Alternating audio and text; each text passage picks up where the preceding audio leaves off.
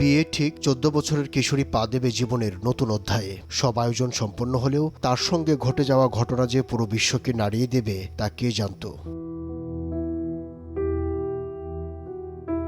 ২০১১ সালের ৭ জানুয়ারি কুড়িগ্রামের অনন্তপুর সীমান্তে বিএসএফের গুলিতে প্রাণ হারায় ফেলানী খাতুন। কাঁটাতারে ঝুলে থাকা সেই মরদেহ দেখায় রাষ্ট্রের অসহায়ত্বের নগ্ন ছবি। এরপর কেটে গেছে ১৪ বছর। ফেলানীর কবরের পাশে এখনো নীরবে দাঁড়িয়ে থাকেন তার বাবা মা। বাংলাদেশে যে কোনো সরকার আসুক, এটা আমার দাবি, আমি বিচার চাই। ফেলানী বিচারটা আমি বেঁচে থাকতাম দেখতে চাই, আমি সীমান্ত হত্যা বন্ধ চাই। কয়েক দফায় আসামি খালাস পাওয়ায় থমকে আছে ফেলানী হত্যা মামলার বিচার প্রক্রিয়াও।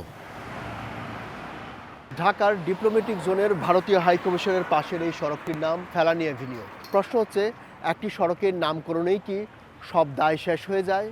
সীমান্তে আজও যখন গুলি চলে, তখন এই সড়ক কি শুধুই কেবলমাত্র নামফলক হয়ে থাকে, নাকি প্রতিদিন প্রতি মুহূর্ত এইটাই মনে করিয়ে দেয় যে ফেলানী হত্যার বিচার আজও অসম্পূর্ণ? ফেলানীর বিষয়টা নিয়ে উপাসে কেস করেছেন এবং তারা কিন্তু এটা মুভ করতে চেষ্টা করেছেন। সুতরাং এই যে সিভিল সোসাইটির যে কন্ট্রিবিউশনটা বা মুভমেন্টটা আমাদের এদেশ থেকে এবং ওখান থেকেও, এদেরও কিন্তু এই ভয়েসটা রেইজ করা আমার মনে হয় প্রয়োজন। যে কোনো ধরনের মানবাধিকার লঙ্ঘন এবং আন্তর্জাতিক আইনের আওতায় এনে সেটাকে দেখা যেত। পলিটিক্যালি রেসপন্স করলে হবে না, শুধু ডিপ্লোম্যাটিক্যালি ছাড়া রেসপন্স করলে হবে না।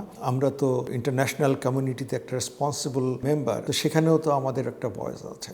আমরা এই সবগুলাকে একটা করে যদি আমরা অ্যাড্রেস করতে পারি, আমার মনে হয় India is bound to response to this. Felani হত্যাকাণ্ডের পর সীমান্তে প্রাণঘাতী অস্ত্র ব্যবহার না করার বিষয়ে সিদ্ধান্ত হয়েছিল বিজিবি ও বিএসএফ এর মধ্যে। দুই দেশের রাজনৈতিক পর্যায়ের আলোচনাতেও সীমান্তে হত্যা শূন্যে নামিয়ে আনার প্রতিশ্রুতি দিয়েছিল ভারত, কিন্তু বাস্তবে তার প্রতিফলন দেখা যায়নি। ইন্ডিয়ার এই অ্যাটিটিউডটা কেন? আওয়ামী লীগের সময় তো সবচেয়ে ভালো সম্পর্ক ছিল। চায়নাতে এরকম বর্ডার কিলিং হচ্ছে না, পাকিস্তানে এরকম বর্ডার কিলিং হয় না। এই নিরাপত্তা বিশ্লেষক বলছেন, সম্পর্কের ভালো মন্দ নয়, কঠোর অবস্থান নিতে না পারার ব্যর্থতা এবং বাংলাদেশের প্রতি ভারতের মানসিকতাই দায়ী।